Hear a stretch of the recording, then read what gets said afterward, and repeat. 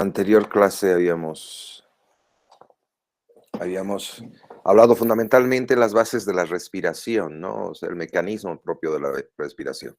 Ahora vamos a hablar de uno de los componentes que nos van a permitir el intercambio gaseoso.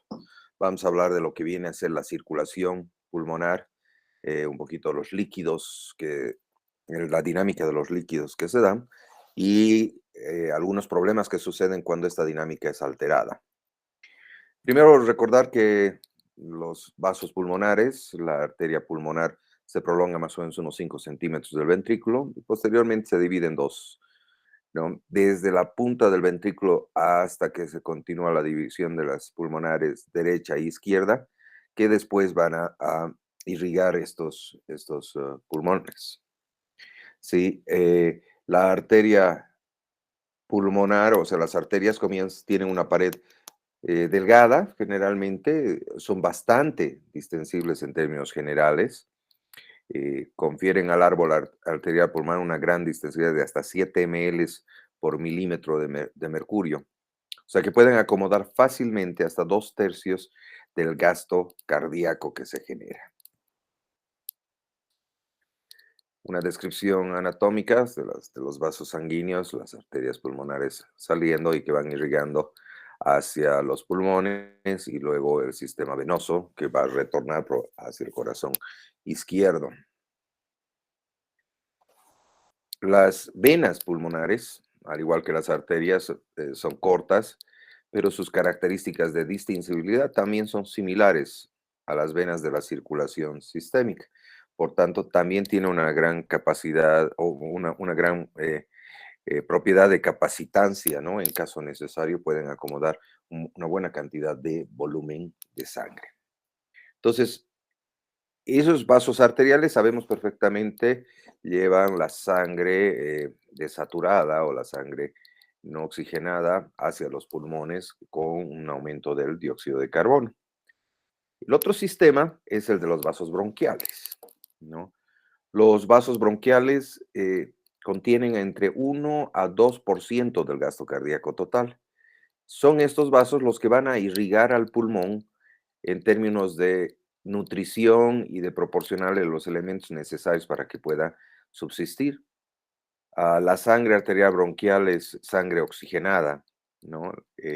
Irriga todos esos tejidos de sostén, como el tejido conectivo, tabiques, bronquios grandes y pequeños.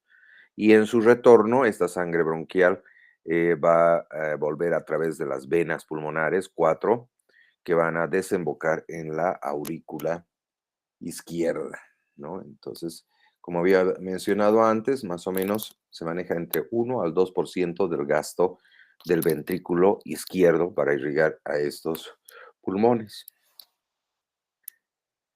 Todo esto va a generar presiones en el sistema pulmonar, ¿no?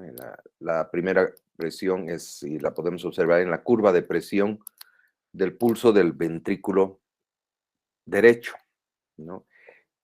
Podemos observar una comparación con la curva, por ejemplo, de presión de la aorta, en todo caso, que se encuentra arriba, que genera presiones mucho más altas, ¿no? Próximas a 120 y una media aproximadamente de 75-80. Y en la curva inferior podemos ver de que las presiones del ventrículo derecho van desde 25 a nivel sistólico hasta 0 o 1 a nivel diastólico. La presión de la arteria pulmonar, una vez que ha salido del ventrículo, es de 25 la sistólica y 8 la diastólica, con una media de aproximadamente 15 milímetros de mercurio. Las siguientes presiones son las presiones ya capilares pulmonares, ¿no? La presión capilar pulmonar es generalmente en decúbito, es de 2 milímetros de mercurio, y que puede aumentar un poquito más en condiciones fisiológicas como de ejercicio, etc. La presión a nivel de la aurícula izquierda, de retorno hacia la aurícula izquierda, es también llamada la presión de enclavamiento. ¿Por qué? Porque se utiliza una técnica que se llama la técnica de Schwann-Ganz, en la cual se pasa un catéter que llega hasta lo más más profundo de las arterias pulmonares, ya hasta a la ramificación que más pueda ingresar de las arterias pulmonares. Una vez que ha ingresado a este punto, se enclava, o sea, cierra el circuito en términos generales y tiene un sensor y se puede medir la presión en la punta de ese sensor. Y esa es la presión que le llaman entonces la presión pulmonar de enclavamiento a esa presión de la aurícula izquierda. Como dije, son 5 milímetros, puede variar entre 2 a 3 y esta nos va a ayudar a deducir cuánto es la presión capilar aproximadamente del paciente. Aquí vemos cómo se va amortiguando progresivamente la presión desde que sale de la arteria, ¿no? Hasta llegar a la aurícula, ¿no?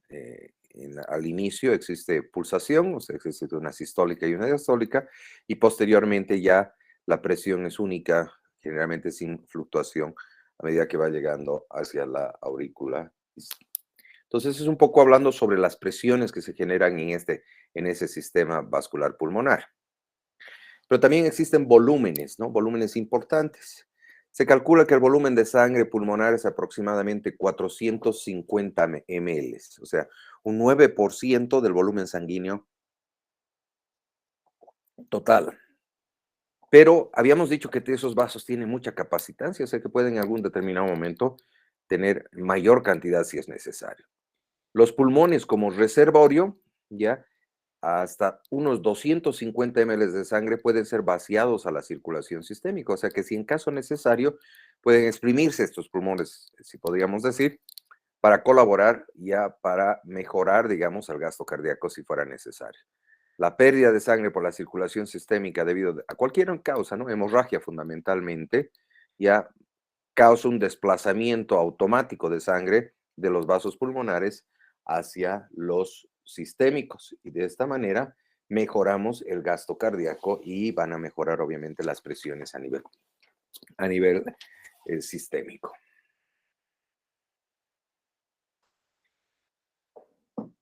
En referencia al flujo sanguíneo pulmonar y su distribución, ¿no? El flujo sanguíneo en los pulmones es similar al gasto cardíaco gracias al control de factores periféricos que existen ya en los vasos pulmonares. Entre comillas, son tubos pasivos normalmente, pero distensibles y que van disminuyendo de lumen, por tanto va disminuyendo también la presión a medida que va disminuyendo el tamaño de ellos. Cuando el oxígeno en los alvéolos disminuye, o sea, un estado de hipoxia ambiental, por ejemplo, por debajo de lo normal, los vasos adyacentes se contraen lentamente durante 3 a 10 minutos, gracias a algunas sustancias vasoconstrictoras. Y esto redistribuye el flujo hacia áreas mejor ventiladas. O sea, ¿qué quiere decir?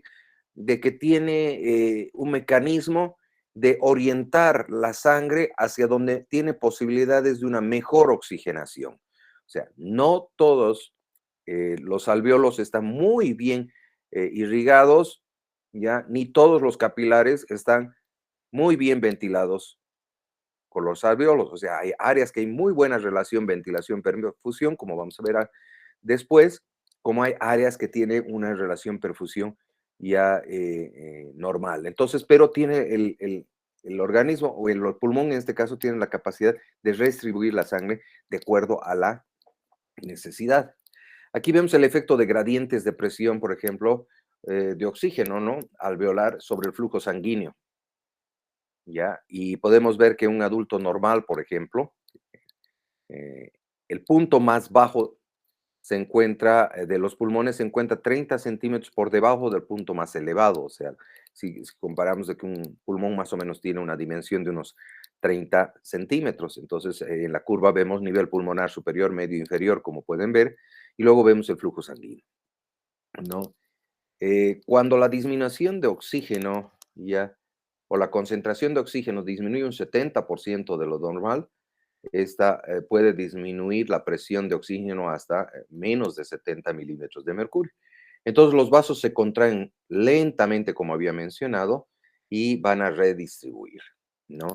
Si hubiera alguna falla en cuanto al control del sistema nervioso autónomo, y este flujo no podría ser distribuido, por ejemplo, en condiciones vagales, si hubiera un descenso, digamos, de la resistencia vascular pulmonar por algún motivo, ¿sí?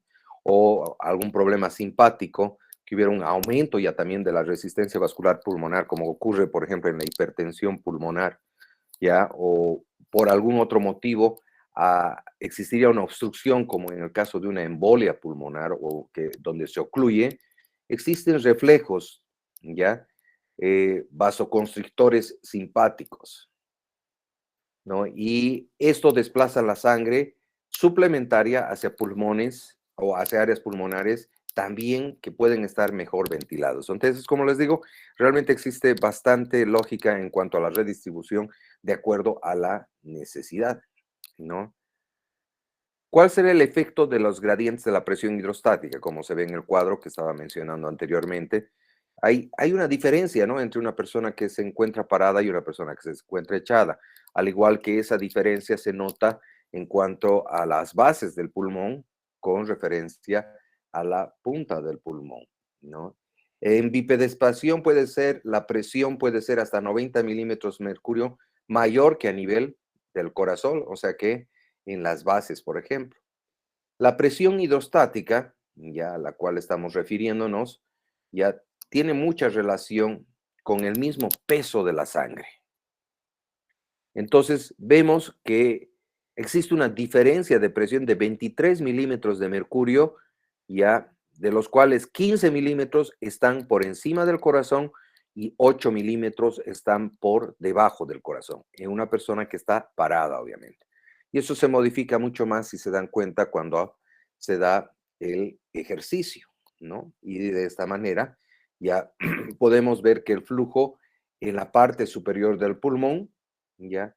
Eh, es, es menor en todo caso que en la parte inferior del pulmón. Entonces, gracias a esta distribución fisiológica, ¿ya? Se crean zonas pulmonares de flujo sanguíneo, ¿no? Y se han reconocido tres zonas pulmonares. La zona uno, por ejemplo, es aquella zona que dicen que existiría una ausencia de flujo sanguíneo en todo momento del ciclo cardíaco, tanto en sístole como en diástole. A esto le llamaremos flujo igual a cero. Una zona 2 sería aquel flujo sanguíneo intermitente, que quiere decir que durante la sístole, ya, esta presión sistólica será mayor que la alveolar, por tanto va a pasar sangre, y durante la diástole, esta presión diastólica va a ser menor a la presión alveolar y por tanto no va a haber flujo, o sea, va a ser un flujo intermitente. Mientras que en la zona 3, el flujo sanguíneo continuo quiere decir que tanto durante la sístole como la diástole, ya estas son mayores que la presión alveolar. Por tanto, el flujo es continuo. O sea que en condiciones normales, los pulmones solo tienen zona 2 y 3. No sería fisiológico ni normal tener una zona 1 donde habría ausencia de flujo. En esos casos estaríamos hablando de una patología pulmonar. Generalmente la zona 2 intermitente se va a manifestar más en las zonas apicales, en una persona que está parada, obviamente, y la zona 3 en las zonas inferiores del pulmón. Eh, Esto querría decir que en el vértice más o menos habría unos 15 milímetros de mercurio, menos de presión, ya, que en la zona más baja del pulmón. Entonces, fíjese cómo esas pequeñas diferencias ya nos ayudan muchísimo a mantener un flujo sanguíneo adecuado hacia los alveolos. Cualquier alteración, por ejemplo, en la presión alveolar, un aumento de la presión alveolar, entonces podrían desencadenar también un déficit de flujo sanguíneo, ¿no? Porque de alguna manera estarían interrumpiendo el flujo en los pulmones, ¿no?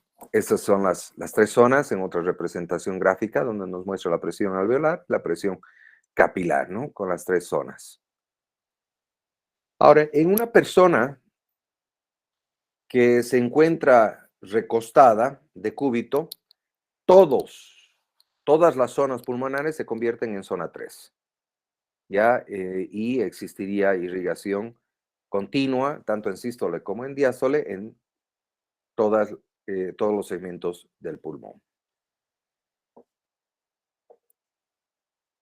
El flujo sanguíneo en zona 1 ya solo en condiciones anormales se va a manifestar, ¿no? Esto, por ejemplo, cuando una presión sistólica pulmonar es demasiado baja, por ejemplo, en el caso de un shock, o cuando la presión alveolar es muy alta. Si una persona de pie ya respira con presión positiva, por ejemplo, va a haber un incremento de la presión alveolar por encima de esa presión capilar y puede obstruir. De ahí, por ejemplo, que la ventilación asistida que damos a los pacientes, si no manejamos adecuadamente, nosotros podemos inducir un aumento de la presión alveolar y una mala perfusión, por tanto, una mala relación ventilación-perfusión. Las personas con presión sistólica muy baja, por ejemplo, la hipovolemia, son la otra causa importante, entonces, donde en todo caso tendríamos que corregir esta hipovolemia para mejorar esta situación. ¿Qué pasa durante el ejercicio? Durante el ejercicio generalmente aumenta el flujo en todas las partes del pulmón, o sea, todas se convierten en zona 3, como cuando estamos ya recostados. En la parte superior aumenta el flujo hasta unas 700, 800 veces más, ¿no? Y en la parte inferior aumenta el flujo hasta unas 200 a 300% más. Entonces, le da mayor eficiencia durante este ejercicio ya para poder manejar grandes cantidades de sangre y de nutrientes. Durante el ejercicio, la circulación pulmonar puede aumentar ya fácilmente entre 4 a 7 veces, ¿no? Y este flujo adicional que se le da a los pulmones, ¿ya? Este flujo adicional se puede deber a 3 factores, como vemos en la imagen. Primero, que va a haber un aumento del número de capilares abiertos. Hemos dicho que no todos los capilares normalmente están abiertos. Segundo, hay una mayor distensión de todos estos capilares. Y tercero, un aumento de la presión de la arteria pulmonar. Entonces, todo ello, eso va a producir un mayor flujo sanguíneo hacia los pulmones, por tanto, va a mejorar el gasto cardíaco, como podemos ver en la imagen. A medida que aumente el gasto cardíaco del ventrículo derecho, va a ir aumentando esa presión y va a ir aumentando ese flujo sanguíneo, ¿no? Esta capacidad de acomodar mayor cantidad de flujo, por un lado va a conservar energía, ¿ya? Y va a permitir de que haya un mejor intercambio gaseoso y de esta manera ya exista una mejor ventilación pulmonar. ¿Cuál será la función de la circulación pulmonar ya en la presión de la aurícula izquierda, ¿no? Y esto se puede explicar en el caso de la fisiopatología de la insuficiencia cardíaca izquierda, ¿no? Cuando el corazón izquierdo comienza a fallar desde el ventrículo, entonces comienza a quedar sangre remansada a nivel de la aurícula izquierda. Como la aurícula izquierda no tiene una capacidad mayor de contractibilidad, entonces ese remanso va a repercutir directamente, ya con una presión auricular que va incrementando, va a repercutir a nivel de la circulación pulmonar. Un aumento de la presión en la aurícula izquierda por arriba de 40 a 50 milímetros de mercurio, ya puede incluso producir algún efecto que llamamos edema agudo de pulmón, que lo vamos a describir después, y que podría causar la muerte del paciente. En la fase inicial, ya cuando comienza a aumentar, digamos, esa presión en la aurícula izquierda, no tiene mucho efecto, se acomoda esto y no tiene mayor efecto. Pero cuando la presión ya va incrementando más de aquello, entonces la presión en los capilares pulmonares aumentan en la misma magnitud, ¿no? Y esta presión aumentada en los capilares va a repercutir en la presión de la arteria pulmonar y por tanto ese ventrículo derecho va a tener que trabajar mucho más. Entonces, a la larga, esa falla izquierda también va a conducir a una falla derecha, ¿no? Se dice que si una presión de la aurícula izquierda supera los 30 milímetros de mercurio, ya va a haber suficiente incremento como para producir edema pulmonar. Ahora hablemos un poco de la dinámica pulmonar. Hemos dicho que a nivel de los capilares, más o menos la presión media es de 7 milímetros de mercurio. El pulmón tiene una gran sábana de capilares, lo cual permite una interfase para hacer ese intercambio gaseoso en forma adecuada. Esta presión capilar fluctúa un poco, ¿no? Durante la inspiración, por ejemplo, puede disminuir hasta 2 milímetros de mercurio y durante la fase expiratoria podría cambiar, aumentar hasta unos 15 milímetros de mercurio. O sea, hay un cierto grado de diferencia en ese sentido. ¿Cuánto tiempo permanece? Generalmente permanece muy poco tiempo, ¿no? Durante un gasto cardíaco normal, la sangre pasa en más o menos 8 décimas de segundo. Pero si hubiera un aumento de gasto, por ejemplo, en el caso del ejercicio, la velocidad puede ser hasta 3 décimas por segundo, o sea, muy rápidamente. En menos de un segundo, entonces la sangre pasa por todos los capilares y ya está retornando al corazón. O sea, realmente es un flujo bastante rápido de estos. Ahora hablemos sobre el intercambio. ¿Se acuerdan? Probablemente cuando estábamos hablando de renal se hablaba un poco de la dinámica de los capilares y también en temas anteriores. Bueno, lo mismo sucede, ¿no? El intercambio del capilar líquido de los pulmones y la dinámica de líquidos intersticiales pulmonares, ¿no? Este intercambio es cualitativamente igual a lo de los tejidos periféricos. Sin embargo, existen algunas diferencias cuantitativas. Entonces, es importante reconocer cuáles son aquellas presiones que nos van a ayudar ya a meter líquido y aquellas que nos van a ayudar a sacar líquido, ¿no? La presión capilar, aproximadamente, en el pulmón, como podemos ver, es aproximadamente 7 milímetros de mercurio. La presión del líquido intersticial es de aproximadamente menos 8 milímetros de mercurio. Esta presión hace que se absorba el líquido de los alveolos. La presión coloidosmótica del intersticio es aproximadamente 14 milímetros de mercurio. Esto nos permite, aumenta la permeabilidad al paso de proteínas. La pared alveolar, sin embargo, sí, a veces es extremadamente frágil, ¿no? Y puede haber ruptura y fácil salida de proteínas, por tanto, podría aumentar la presión en forma importante y eso puede desencadenar, como vamos a ver después, la acumulación de líquido. Ahora, ¿qué fuerzas provocan la salida del líquido? Entonces, si hacemos una sumatoria y una resta de aquellos. Las fuerzas que tienden a provocar la salida del líquido capilar en el intersticio serían la presión capilar con 7 milímetros, la presión coloidosmótica del líquido intersticial que jala 14 milímetros y la presión negativa del líquido intersticial por efecto del bombeo del sistema linfático. O sea que en total las fuerzas de salida son de 29 milímetros de mercurio.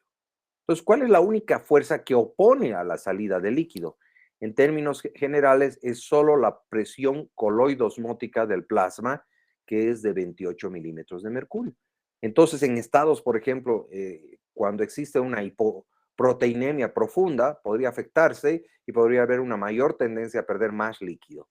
Entonces, las fuerzas, si hacemos una sumatoria entre lo que permite la salida y la retención de líquido, ya dan un positivo de 1 milímetro de mercurio para filtración media. O sea, la presión media de filtración es de 1 milímetro.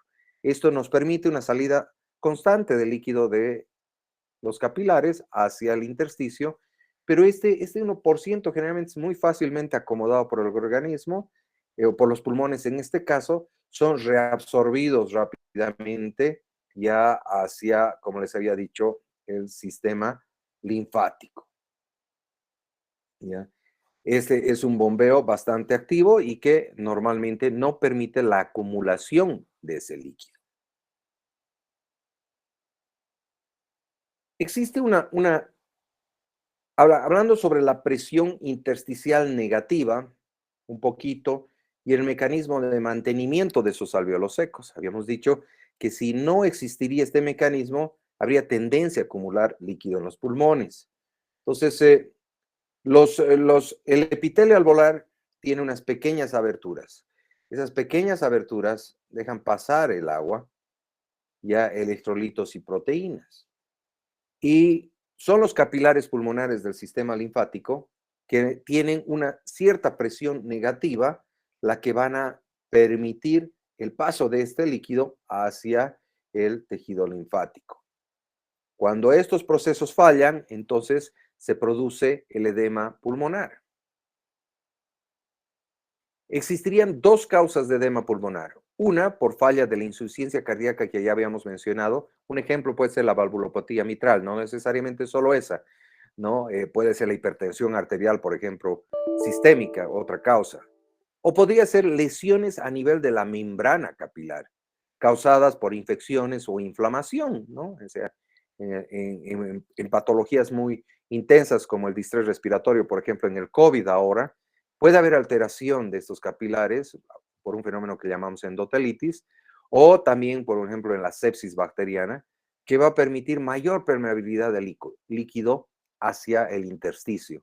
Entonces, cualquiera de los dos mecanismos van a conducir a la acumulación de líquido ya a nivel del intersticio pulmonar, ¿no? Y esa capacidad del sistema linfático va a ser sobrepasada y posteriormente este líquido va a comenzar a penetrar en sentido inverso hacia los alvéolos esas pequeñas aberturas que les había mencionado, y va a haber ya un encharcamiento de estos pulmones y la persona no va a poder tener intercambio gaseoso, por tanto va a haber la muerte del paciente si este fenómeno sucede. Entonces, se habla de un edema intersticial cuando es fundamentalmente el líquido se queda en el intersticio, ¿ya?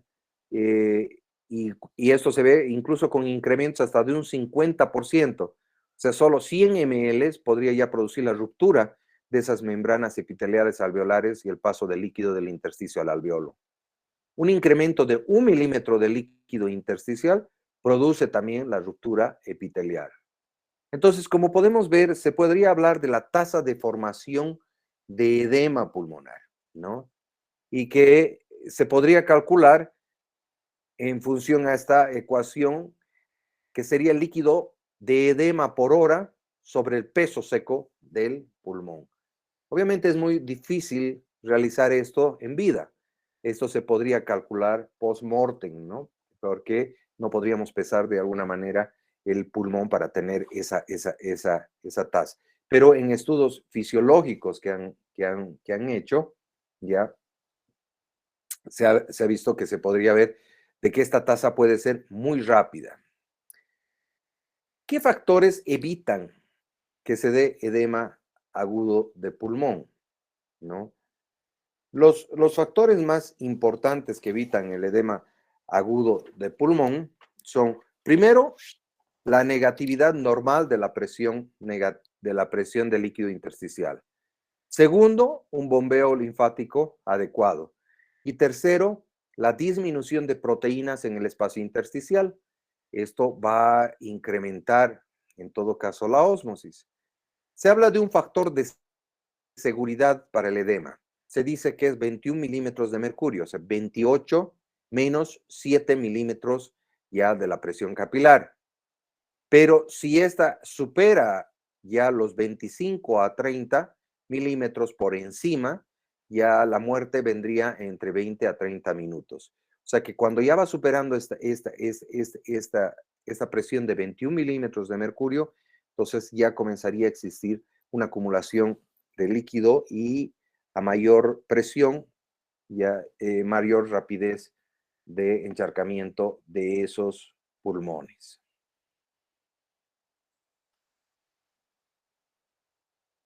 Aquí vemos precisamente ese factor de seguridad, la velocidad de formación de edema, como vemos a la izquierda, y en la base la presión de la aurícula izquierda. O sea, mientras estamos todavía con 20, 21, todavía se sigue reabsorbando el líquido.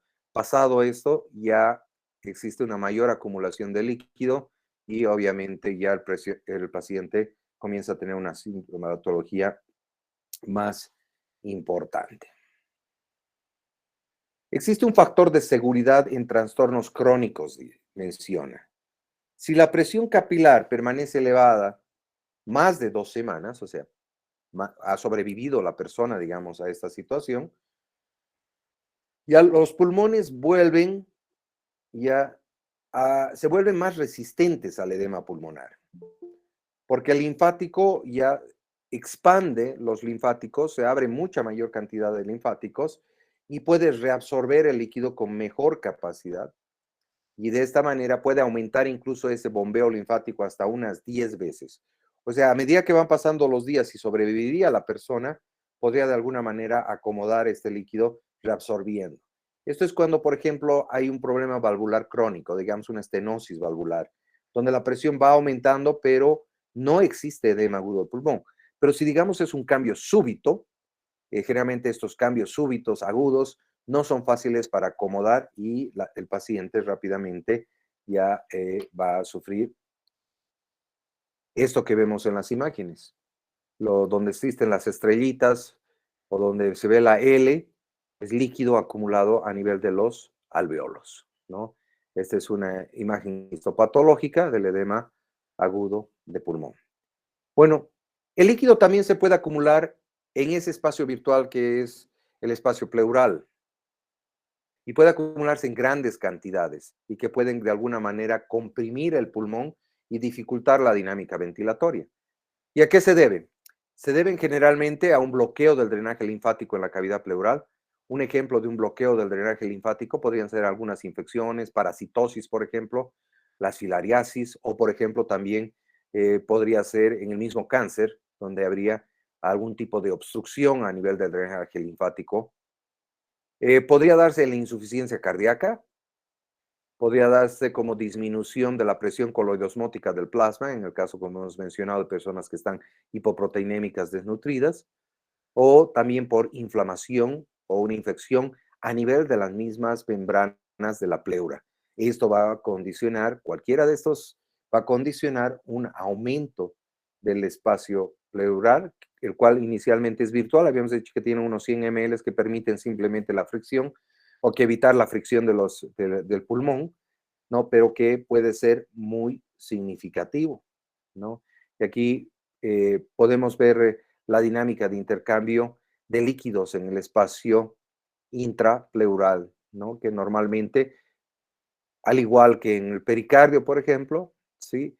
Se produce y se reabsorbe la cantidad de líquido necesario ya sin permitir la acumulación. Cuando ya existe acumulación, como podemos ver, se produce este derrame pleural y como consecuencia de ello va a haber progresivamente un mayor colapso del pulmón y una insuficiencia ventilatoria que va a condicionar una insuficiencia respiratoria. La presión negativa del líquido pleural para prevenir esta situación, ¿no? Ya tiene fuerzas negativas que permiten mantener a estos pulmones expandidos. Esa presión negativa del espacio pleural, como habíamos dicho antes en el anterior capítulo, está dado gracias a ese bombeo de líquido ya de los linfáticos. La presión del líquido pleural es más o menos de -4 milímetros, habíamos dicho, y que usualmente puede disminuir hasta menos 7 milímetros de mercurio.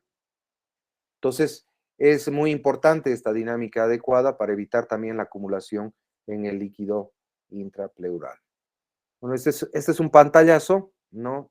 Sobre lo que viene a ser el flujo sanguíneo y la dinámica de fluidos a nivel de los pulmones, que es una de los componentes más importantes de la relación ventilación-perfusión que vamos a poder nosotros conversar ya en la próxima clase. Ya vamos a comenzar a hablar del otro componente. No sé si tienen alguna pregunta. Doctor, Dime. una pregunta sobre las zonas de flujo que usted decía sobre las tres zonas. Sí, ¿Es posible que en una inspiración profunda o en ejercicios de respiración se pueda realizar de que todas las zonas del pulmón cambien a zona 3 o solo es en ejercicios frecuentes o estando de cúbito? en condiciones basales, pero con el ejercicio, como habíamos mencionado, puede aumentar ese flujo significativamente, ¿no? Incluso en las zonas donde existiría, digamos, una zona 2, en las áreas que tendría una zona 2, si aumento el flujo hasta 300, 500 veces, como les mencioné, se va a convertir en zona 3, o sea, va a haber un flujo continuo, ¿no? Entonces, se puede modificar durante el ejercicio para que haya una mejor irrigación. Entonces, ustedes han debido estar viendo en internet, por ejemplo, muchos videos o de consejos de fisioterapeutas para hacer algunos ejercicios pulmonares con aumento de la ventilación y mejoramiento del flujo sanguíneo a nivel de los pulmones, precisamente basado en ese principio, ¿no? Entonces, si mejoramos el flujo sanguíneo en todo momento, incluso estando sentados o incluso estando parados, entonces va a haber un mejor intercambio gaseoso. Ok, doctor, No sé si gracias. alguien, gracias, Diego. ¿Alguna otra pregunta? ¿No hay más preguntas?